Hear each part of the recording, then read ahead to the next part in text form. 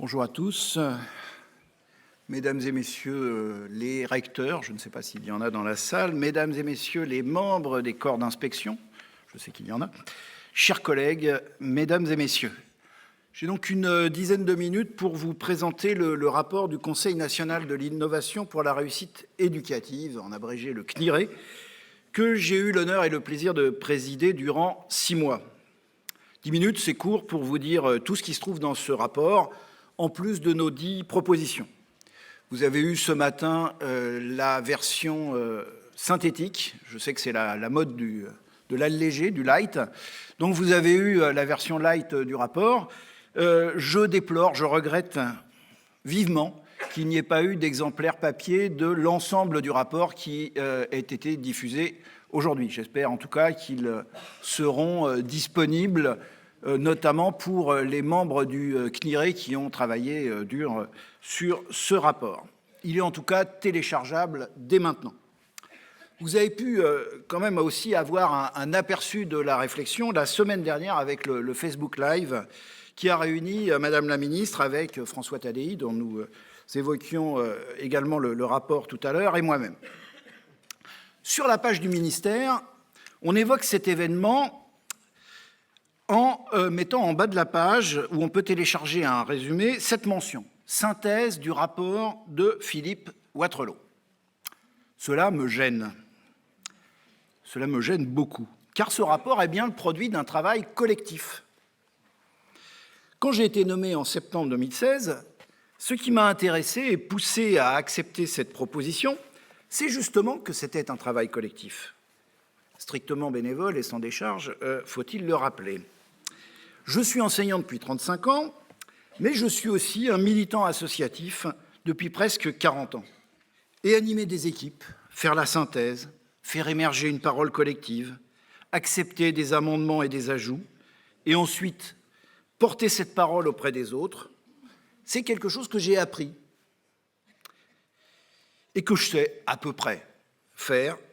Et ça, je ne l'ai pas appris à l'école, ni dans ma formation d'ailleurs, et j'y reviendrai, c'est dommage.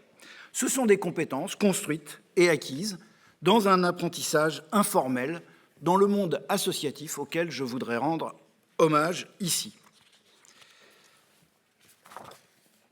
C'est pour cela que cette mention strictement individuelle m'embarrasse, et ce n'est pas de la fausse modestie, car elle oublie la dimension coopérative de ce travail qui lui donne la légitimité et la force du collectif qui va bien au-delà des aventures individuelles et médiatiques. Le fonctionnement du CNIRE, durant les 5 séances de travail, a d'ailleurs été à l'image de ce que nous voulons promouvoir dans les établissements. On peut même parler, en utilisant un terme un peu savant, d'isomorphisme entre le travail du CNIRE et ce que nous voulons promouvoir. Résumons, une démarche coopérative qui a su allier leadership et coopération, un travail autour de valeurs communes, un partenariat entre personnes de statuts divers permettant une approche globale de l'enfant. La diversité des personnes et des ministères qui étaient réunis dans ce CNIRE a été une vraie richesse.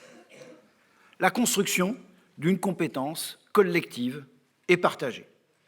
Et je rajouterai à cette liste une 5e dimension, qui est celle, sinon du plaisir, du moins de la convivialité entre pairs. Ces réunions ont été une sorte de parenthèse où l'on ne se questionnait pas sur le statut de son interlocuteur, mais où le simple enseignant, le militant associatif, le fonctionnaire de tel ou tel ministère échangeait avec le chef d'établissement ou l'inspecteur général. Je voudrais remercier ici tous les membres de ce Conseil pour leur travail et leur engagement, ainsi évidemment que le DRDIE. Il y a à la fois une satisfaction d'avoir produit cet ultime rapport dans un délai assez court et une pointe de tristesse puisque l'existence de ce Conseil se termine aujourd'hui, plus précisément dans 2 jours. Il avait été construit pour 4 ans, en avril 2013. Un Conseil qui se dissout, c'est suffisamment rare dans un système où les instances ont tendance à se superposer et à perdurer. Dans la démarche que nous avons suivie, curieusement, nous avons commencé par le titre. Vous l'avez sur la synthèse, « Innover pour une école plus juste et plus efficace. Si l'accord s'est fait très vite sur cette affirmation, c'est parce que le constat et les valeurs sont partagés par l'ensemble de ce Conseil. Nous ne nous accommodons pas d'une situation qui fait de l'école française une école inégalitaire, où l'origine sociale joue un rôle si déterminant dans la réussite. Nous voulons améliorer notre école pour qu'elle puisse travailler plus efficacement au service de la réussite de tous les élèves. C'est parce que la lutte contre les inégalités est la priorité absolue qu'il faut innover et construire une école plus efficace. Il y a un ensemble de pièges qu'il faut éviter lorsque l'on parle de l'innovation. J'ai essayé de les développer d'ailleurs dans un article qui est paru ce matin dans le site d'information The Conversation. Nous en faisons la liste, également dans notre rapport. Celle-ci, l'innovation, est trop souvent vue comme une injonction managériale ou la mise en avant d'individus ou d'expériences singulières relevant de l'initiative privée. Pour notre part, nous voulons mettre en avant, comme c'est le cas durant cette journée, une innovation qui soit le produit d'un travail collectif et qui construise de la compétence, elle aussi collective, au niveau de l'ensemble de l'établissement. C'est aussi un des enjeux du rapport que nous présentons et de cette journée, d'affirmer et de montrer que le service public est capable d'innovation et d'expérimentation au service de tous et pas seulement de quelques-uns. Le CNIRE a voulu se placer au cours de ses 4 années d'existence comme un observatoire des pratiques enseignantes plus que comme un prescripteur. Nous en ressortons avec la conviction que ce qui importe, c'est autant la démarche de recherche que l'innovation elle-même. Plutôt que de parler d'enseignants innovants, il nous semble peut-être plus pertinent de parler d'enseignants ou de praticiens dans une démarche de recherche. Innover n'est pas un but en soi, mais une démarche au service de valeurs. On devrait, nous semble-t-il, parler plutôt de droit à l'expérimentation, expérimenter, chercher ensemble, s'évaluer, plutôt qu'à tout prix innover. Pour cela, et c'est une autre conviction, la formation est indispensable. La réflexivité, le travail en équipe, le partenariat, l'écriture professionnelle, le lien avec la recherche pourraient être plus présents dans la formation initiale. Mais la formation continue est encore plus importante. Il faudrait développer une logique du développement professionnel fondée sur une programmation des activités de formation partant des besoins et des problèmes rencontrés par les enseignants dans leur travail au quotidien. Cette conception du développement professionnel au service d'une innovation et d'une expérimentation pourra le mieux s'exprimer et se programmer dans le cadre d'un établissement formateur et intégrateur. Car la troisième conviction issue de nos travaux est que l'établissement est le lieu le plus adéquat pour favoriser l'innovation et lutter efficacement contre les inégalités.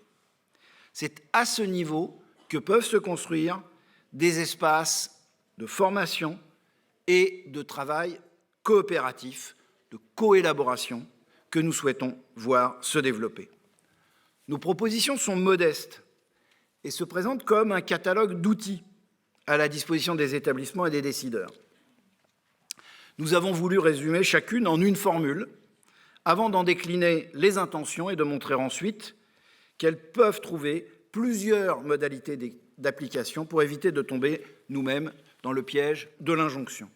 Beaucoup de ces propositions visent à rendre l'école plus efficace, en faisant confiance aux acteurs de terrain et aux établissements, en leur donnant du pouvoir et du temps pour agir, en favorisant une approche coopérative du métier d'enseignant, fondée, comme je le disais, sur la coélaboration, le lien avec la recherche et avec aussi les autres partenaires.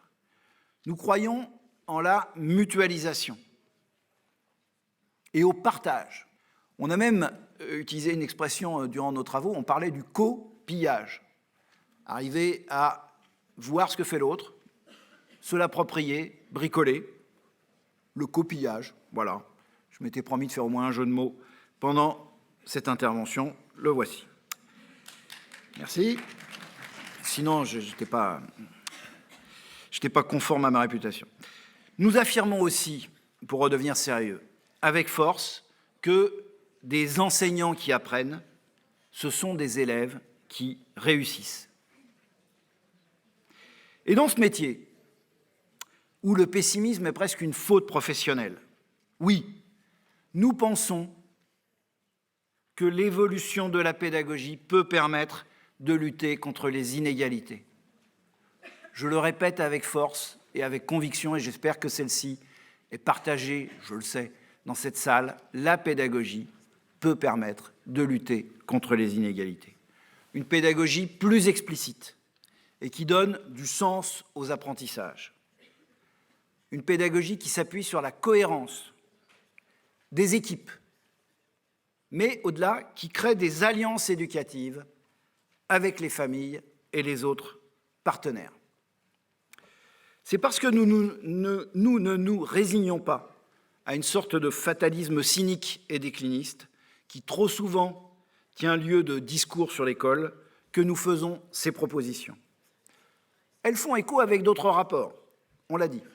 Et c'est tant mieux, car c'est la preuve qu'avec des instances et des démarches différentes, on aboutit à une convergence sur les moyens à mettre en œuvre. Mais le travail du CNIRE se veut surtout en résonance avec l'enthousiasme et l'idée positive de l'école qui va s'exprimer encore une fois au cours de cette nouvelle journée de l'innovation. C'est surtout cela que je veux retenir pour conclure cette intervention. Cet optimisme de la volonté et le plaisir du partage et de la coopération au service de la réussite de tous les élèves. Je sais que ce sont des valeurs et des pratiques partagées par tous ceux qui sont dans cette salle. Merci de votre attention et bonne lecture du rapport.